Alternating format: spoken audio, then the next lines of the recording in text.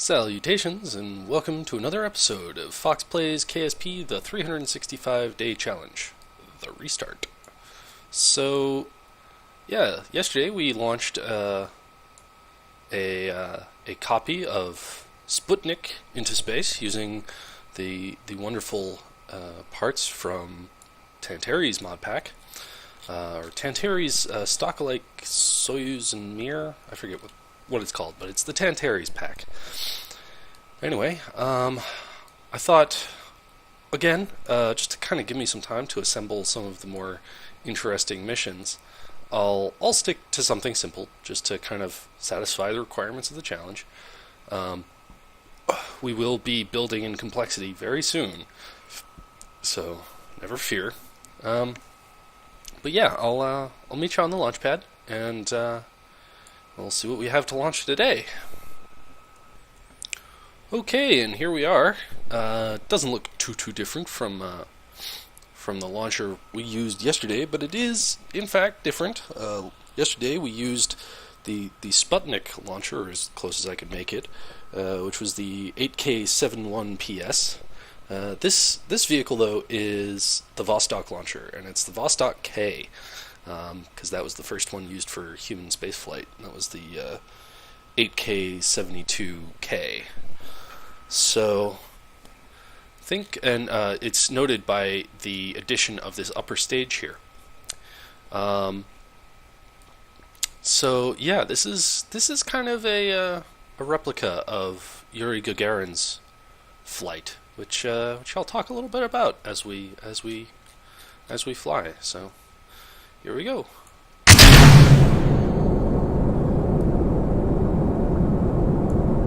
Caught myself from saying a few words of Into the Wild Blue Yonder, which of course is the United States Air Force anthem as opposed to the Russian Air Force anthem, which would be far more appropriate.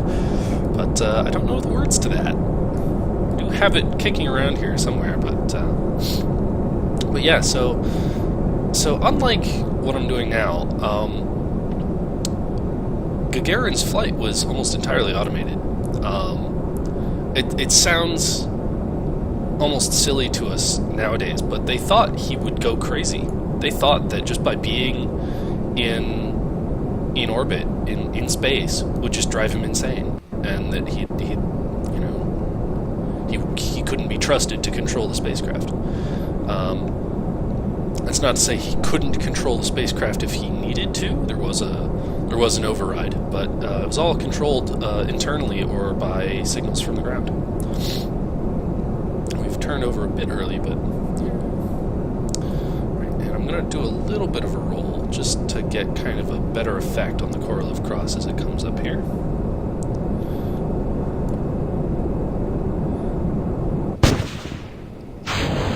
Look at that. Beautiful. And they don't eject quite right because it's not just ejection force. They had small little rockets at the tips of those tanks that would blow them off.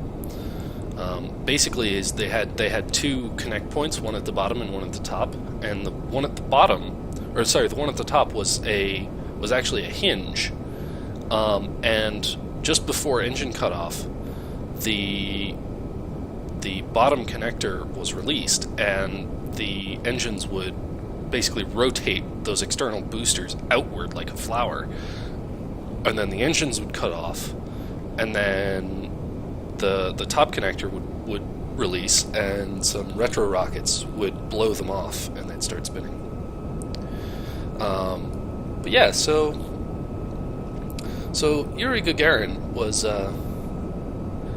he's a very strange figure in the history of space flight, because he only ever made the one trip to space, but it was the first, and it's fascinating because he didn't get into the Air Force with that expectation. He got into the Air Force, of course, to protect Soviet Russia, and that was his thing.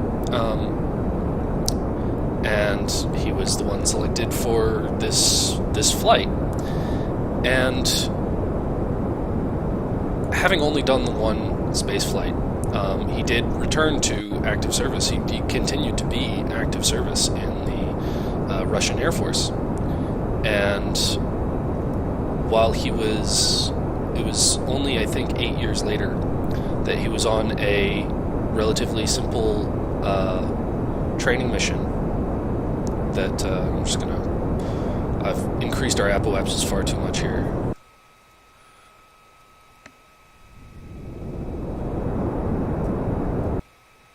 Not sure what's happening, because it's increasing our apoapsis height. Oh well. But yeah, so it was about 8 years later. He was in a training accident, and he died. It was very sad. Just one of those things that shouldn't have happened. And it's still unclear why he died. There was probably the most extensive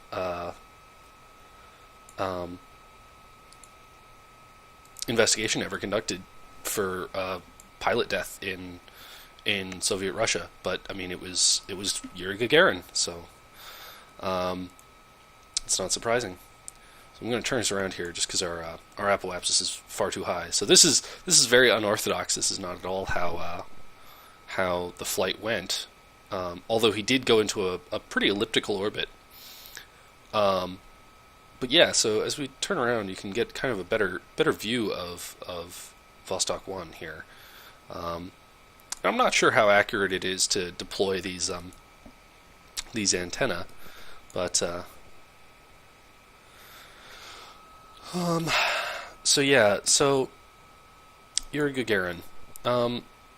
It was not that long after he had made his historic flight, and he was piloting a MiG-15 on a training exercise, and something happened. He radioed in. He was actually flying second seat.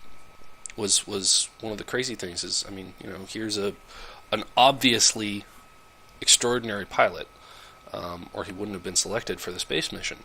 But he was flying second seat because he was requalifying for the MiG-15, and all the side rockets firing as well. The center engine has no gimbal. All the gimbal comes from these engines, which are on a one-dimensional gimbal, which is pretty interesting.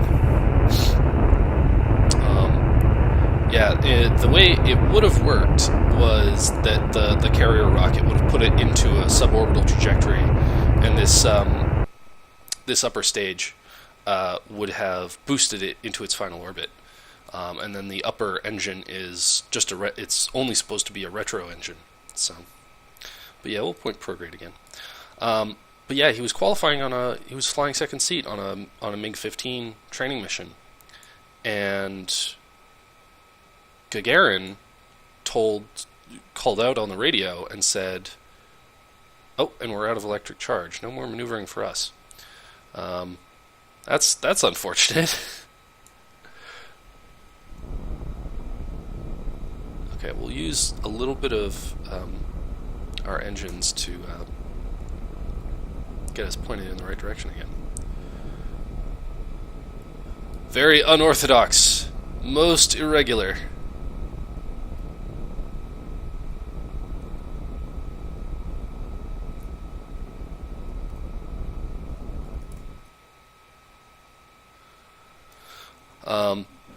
But yeah, so Gagarin called over the radio to the ground and let them know that they'd be returning to base early. And it didn't really raise any alarms because, I mean, it was Gagarin. It was expected that he'd qualify quickly.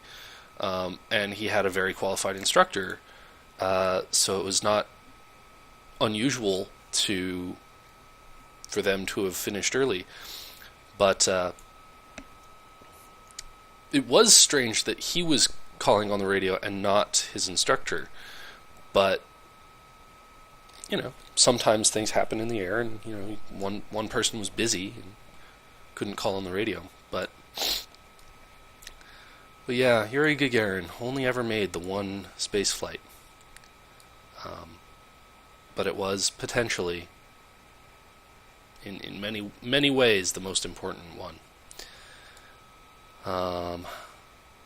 So I am going to put this into an orbit, and I'll deorbit it at some point. I'll feature that in a later episode, but it's not too important. Alright, we're going to have to fire our engines just to get some of our gimbal, because they don't have alternators on these engines. So I have to turn on the engines to get us set up right. So, and we'll actually detach here. And I know it's dark, but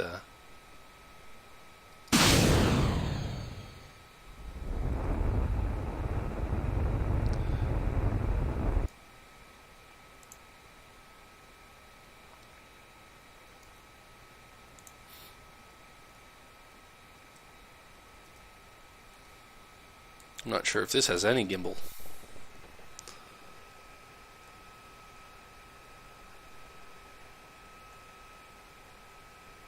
I definitely want to be careful not to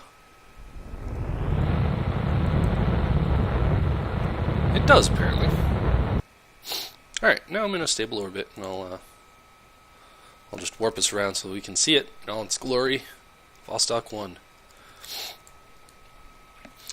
And there it is.